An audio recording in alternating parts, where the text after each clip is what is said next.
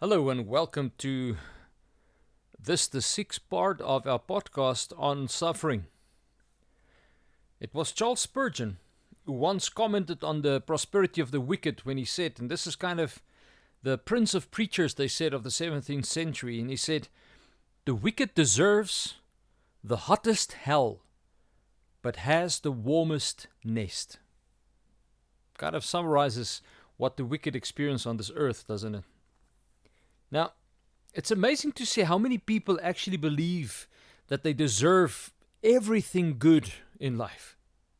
It's as if people expect that they ought to receive blessing upon blessing during this life. But when we look at the Bible and when we look at biblical truth, we see that it is unfortunately that everyone deserves not to be blessed.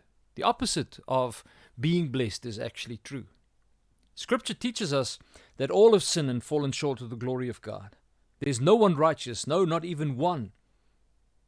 But still, it's as if people expect to be blessed, when in effect, everyone actually deserves judgment. There's this idea that the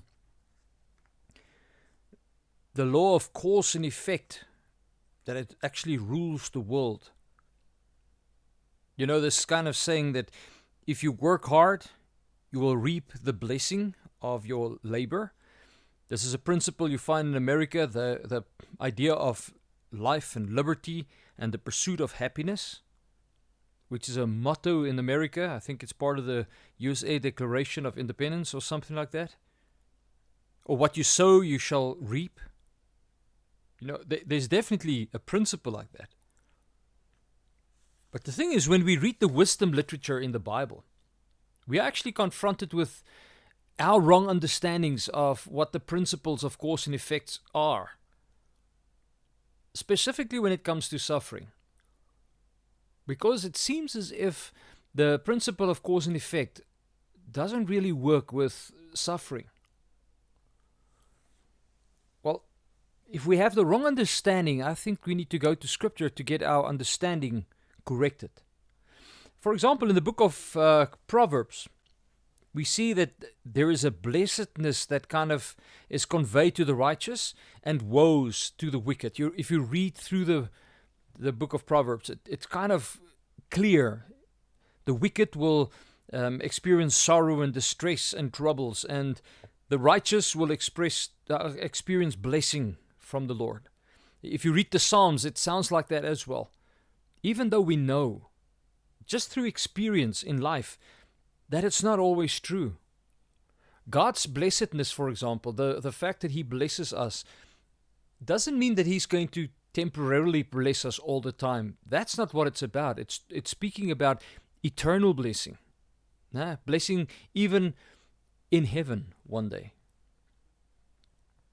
So you get this idea that there is blessedness for the righteous, and there is woes or sorrow, distress, and troubles for the wicked.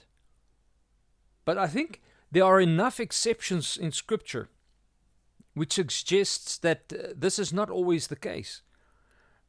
I mean, even though it seems to be the teaching of Scripture that God blesses the righteous, that He causes woes or sorrow, distress, or troubles to the unrighteous, we see that the wicked, those who are unrighteous, those who are unsaved, they often experience many blessings on this earth.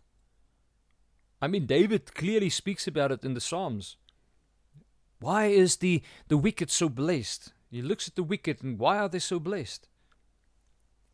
And then what we also see in Scripture is that the righteous will often experience suffering and hardship and pain. I mean, Job is a very good example of a righteous man who suffered greatly. And if you go to the book of Ecclesiastes, you see clearly it's not that easy to have a kind of a one-shoe-fits-all approach to the complexities of life, specifically with regards to suffering. You see, it becomes clear that suffering is not connected to the principle of cause and effect. David Leeson, he said, and I quote, "Suffering appears to be arbitrary in its choice of victims at times. He says it in his book, Sickness and Suffering and Scripture, on page 34. With regards to suffering, it sometimes seems as if suffering is random. There's no clear-cut understanding of who will suffer and who will not suffer. But I think there are three basic reasons why we wrestle with so much suffering that we see around us every day. Three basic reasons. And the first one is that we don't really truly understand who God is. Especially with regards to his being, who God is, and the way in which he does things. You see, God's nature and his ways sometimes causes us to struggle with the reality that we see around us. I mean, how can a God of love allow so much suffering in this world? If God protects his people, why do they suffer? If God can heal, why does his people suffer with illness? So it's hard for us to understand. A second reason why we wrestle with so much suffering that is around us in this world, I think, is we don't really grasp the full impact that sin had on this world around us, or on the world around us.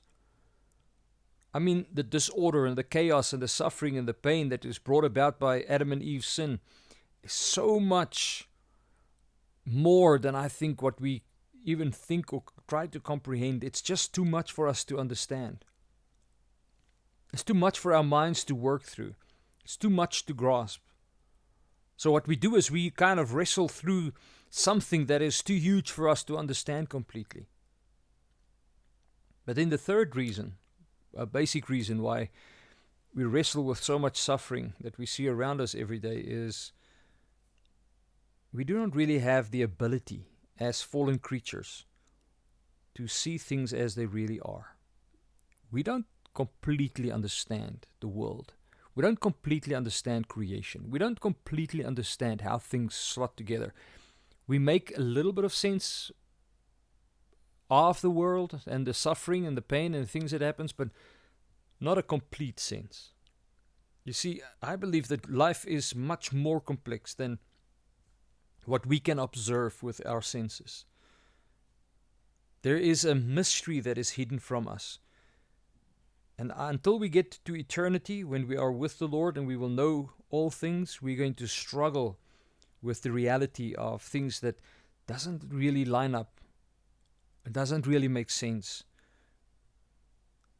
Until we get to heaven, until we are in eternity with God, where he can explain all things to us, I think we will continue to wrestle with the complexities of life. And this includes suffering.